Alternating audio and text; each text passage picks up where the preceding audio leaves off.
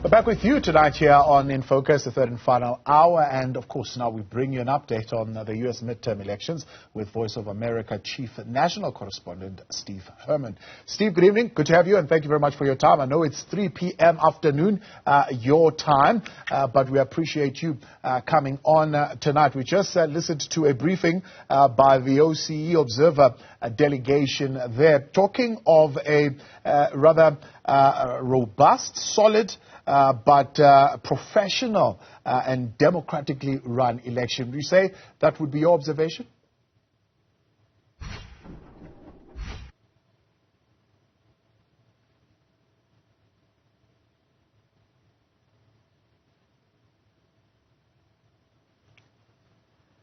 Yes, I was out with some international observers yesterday during the election, and we didn't see anything untoward, and that has been the consensus from across the country, that there have been no credible reports of anything amiss with the balloting that occurred on Election Day or with the counting. Big numbers, though, certainly being observed here in terms of the turnout, saying voters have been actively engaged with this process, in a sense indicating that Americans view this particular election as very important. Yes, usually midterms are a bit of an off year as far as voter turnout because there's not a president on the ballot, but it's obvious that both parties were really doing their utmost to energize their base and also to appeal to independent voters. And in many places we did see record turnout, especially for a midterm election. What were the big issues of, I suppose, of division? Because they're quite divisive is one observation as well in terms of the campaigns being rather polarized. What were the big issues for the voters that would have divided them so much? Well, I think for both Democrats and Republicans, as well as independent voters, the economy was a big issue. And in a sense, this was a bit of a referendum on how many felt that President Biden and the Democrats, who up until now have controlled the House and Senate, were handling the economy and trying to rein in inflation. It's very noticeable to everyone in this country when they go to the supermarket or to the petrol pumps that prices have gone up. But the employment picture is not as bad as it could have been, especially if we're starting to talk about a recession in the country. And for many of the Democrats, abortion was a big issue due to that Supreme Court ruling earlier in the year that basically said this is no longer a federal matter and kicked it back to the states. And what we saw, even in some deep red states on Tuesday, that various ballot measures to essentially outlaw abortion were rejected. So it is something that also Republican voters had feelings about, and not necessarily falling into the pro-abortion camp either. And along the issue of gun control, I mean, our voters divided along party lines there, and we have been seeing a number of reports here in South Africa, certainly of gunmen, for example, going into kindergarten, others going into schools, and others shooting just merely randomly on the streets. Was the issue of gun control quite key in these elections? Well, I think everyone in this country agrees that the school shootings are a national tragedy and something needs to be done. The question is how much gun control. I speak with a lot of gun owners, and many of them are in favor, for example, of banning assault weapons. But there are some hardcore, what they call Second Amendment supporters, who don't even want those sort of measures taken.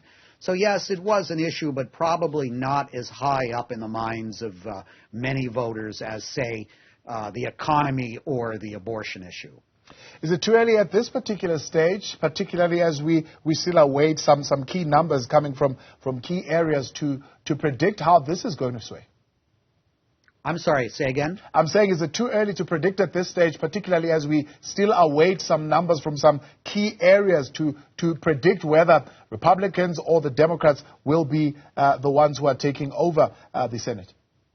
Right. Well, on the House side, it's still appearing that the House will flip over to the Republicans, but by a much smaller margin than anticipated. It was not a red wave on Tuesday night. It was more of a red trickle.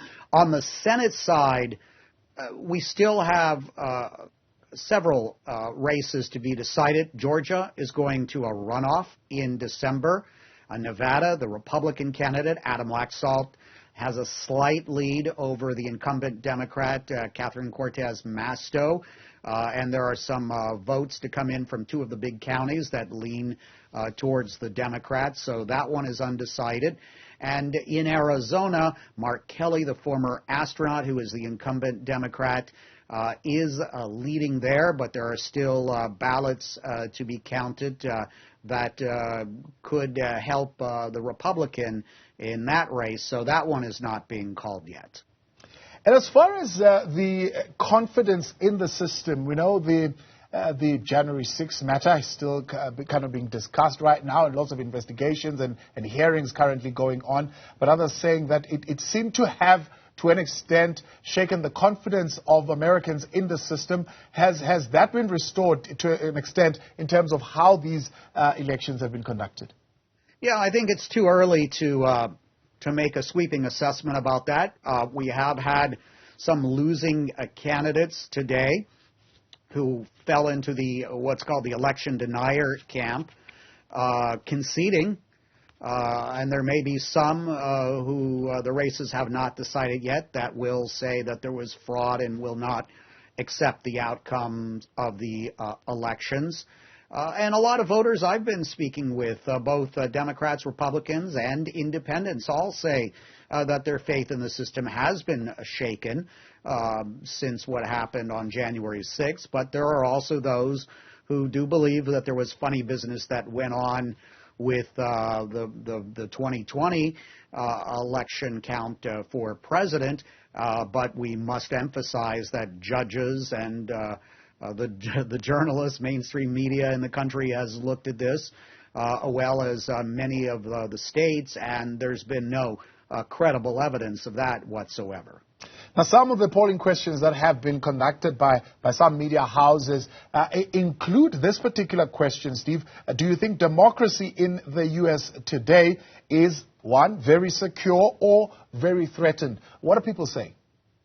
Well, if you talk to a lot of the analysts, they will tell you that this is a fragile period in the United States because of the election denialism, what happened January 6, 2021 at the U.S. Capitol, and the fact that we continue to have candidates that are questioning the system.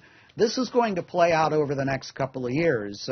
Remember, essentially, when this midterm election ends and we get the results codified, we start talking about the 2024 presidential election. And it'll be very interesting to see what candidates who begin to file both for the Democrats and the Republicans have to say about the state of democracy when they start their campaigns, which won't be all that too long from now.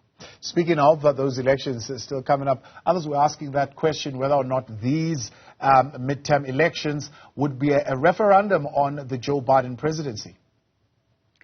Well, yes, it is, of course, to some degree, as is a midterm a referendum on any president. And the Democrats will tell you, hey, we have performed much better than everybody anticipated. And yes, we may lose control of the House and even possibly the Senate, but it wasn't as bad as had been predicted. And Republicans will tell you, look, it doesn't matter about the margin. If we are able to take the House of Representatives, then that is a victory for Republicans, and it causes problems for Joe Biden and helps us prevent his legislative agenda from going much forward in the next a couple of years. Some independent voters like to have this check and balance between the legislative and the executive branch, where there are others who would say, you know, it leads to somewhat of a dysfunctional government, if you don't have agreement between the lawmakers and the president on key legislation. What does that stumbling block in legislation really mean? For example, for things like student loans, for things like health care, for things like what you raised, the abortion laws.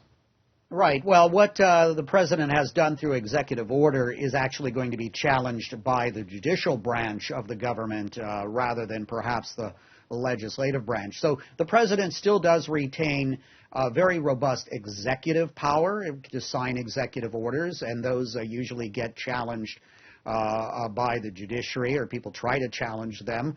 But for the House and the Senate, what happens is, let's say, for example, the funding that President Biden wants to continue to send to Ukraine for its war to defend itself against Russia. That potentially could be in jeopardy, at least the big numbers. On the Senate side, if the Democrats lose control of the Senate, then the Republicans would be able to stop the president from getting confirmation of any new appointees to his cabinet. We'll probably have some turnover in the cabinet soon, definitely in the next year or so. So there are all sorts of stumbling blocks. And could this have any impact, particularly on the possible impeachment process of Donald Trump for the January 6 matters? Well, if the Republicans take control of the House, that January 6th committee in its present form is effectively doomed. There's no doubt about that. And Republicans are talking about impeaching President Biden at least once, maybe twice, and also going after some of his cabinet members. So that control by the opposition party of the House, especially in an era now of politics in the United States when we are very polarized, where politics becomes a zero-sum game, which is very much different than it used to be in decades past. Fasten your seatbelts, strap in. It's going to be a pretty rough ride in the months and the years ahead. Steve, finally, one of the issues also raised by particularly the OCU observers is the question of regulation loopholes when it comes to the use of money in elections, saying particularly, for example, tax-exempt organizations are very, very difficult to monitor, and this gives rise to interest groups that are able to influence the voters in a sense. Yes, across the board we hear from across the political spectrum, there is a strong concern about dark money. But both parties resort to this. And when you're talking about the huge sums of money involved, it gets very difficult to change the status quo. It sort of reminds me about all the complaints over the years about the cost of pharmaceutical drugs and the cost of medicine in the United States and reforming the healthcare system. Everybody talks about it, but it's very difficult to get things done. Both in the Trump and Biden administration, we did see some movement on the pharmaceutical healthcare issue, of course, going back to Obamacare in the Obama administration. Dark money, when you're talking about some sort of fundamental reform of this whole system, it would probably take, whether it's the Republicans or Democrats, them feeling secure and controlling both the legislative branches and the executive branches. Steve Herman, appreciate your time. Thanks for coming on tonight. That's the Chief National Correspondent for Voice of America, talking to us there on his observations, of course, of the elections that took place yesterday.